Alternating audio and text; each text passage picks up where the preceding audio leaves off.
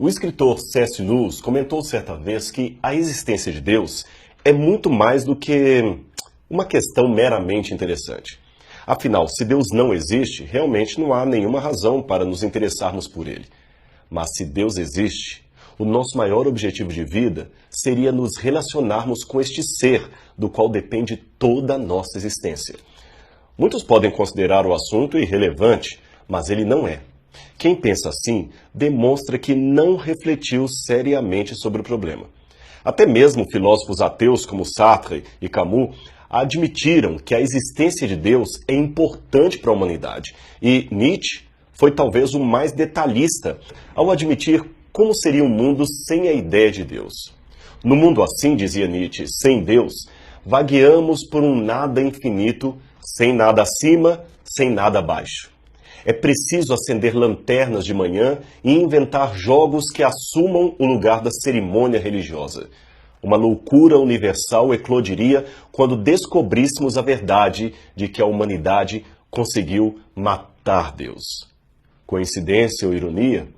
O próprio Nietzsche, que rompeu com a sua crença cristã em Deus, passou os últimos 13 anos de sua vida nas trevas da insanidade, num hospício, enquanto sua piedosa mãe o vigiava ao lado do seu leito. Irônico, tragicômico, não é mesmo? Mas e então, que diferença faz se Deus existe ou não existe? Bem, eu já mencionei o filósofo existencialista Jean-Paul Sartre. Ele foi um dos que concluiu que a inexistência de Deus torna a vida sem significado.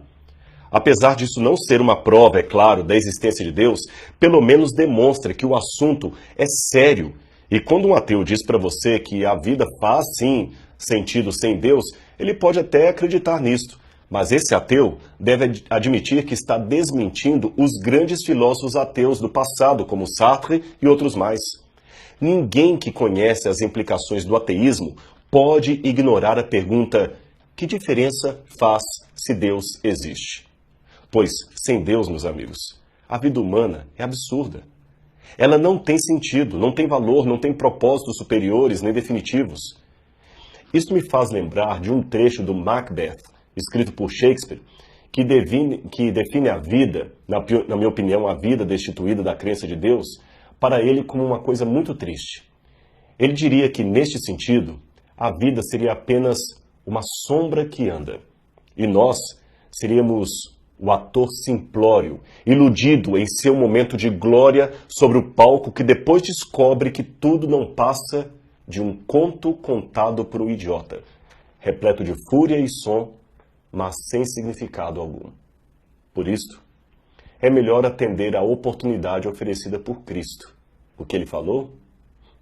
Vinde a mim, todos que estáis cansados e sobrecarregados, e eu vos aliviarei. E mais, eu vim para que tenham vida e a tenham em abundância.